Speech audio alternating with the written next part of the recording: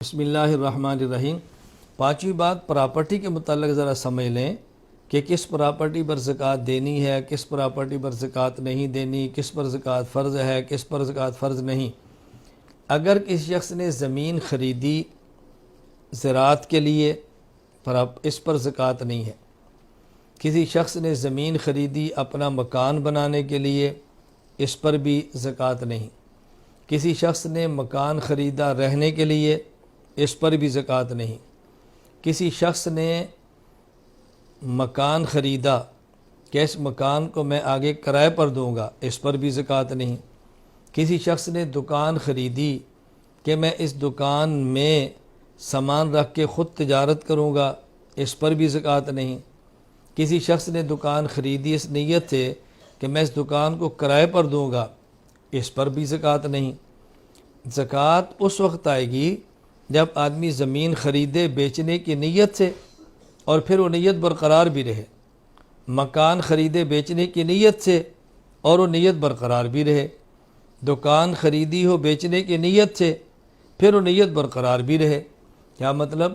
اگر زمین خریدی ہے بیچنے کی نیت سے، بعد میں نیت تبدیل ہو گئی اور یہ نیت کر لی کہ زمین پر ہم اپنا باغ لگائیں گے، زراعت کریں گے، ذاتی استعمال میں رکھیں گے۔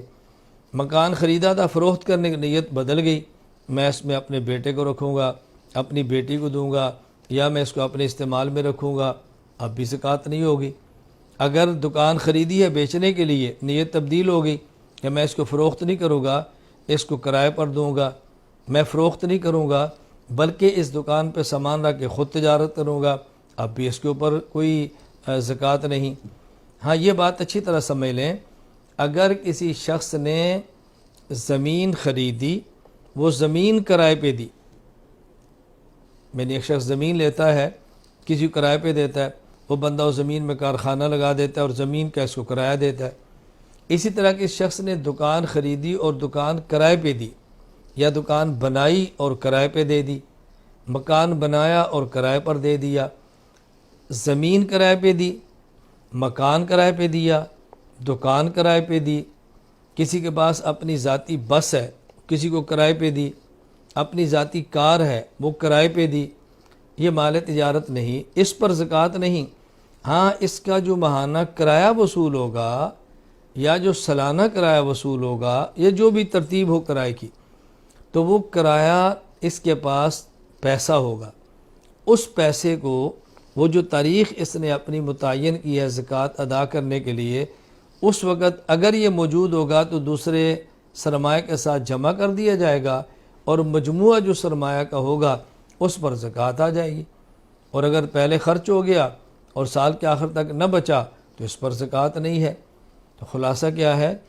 کوئی اپنی رہائش کے لیے، استعمال کے لیے جائیداد خریدے، زکوٰۃ نہیں ہے۔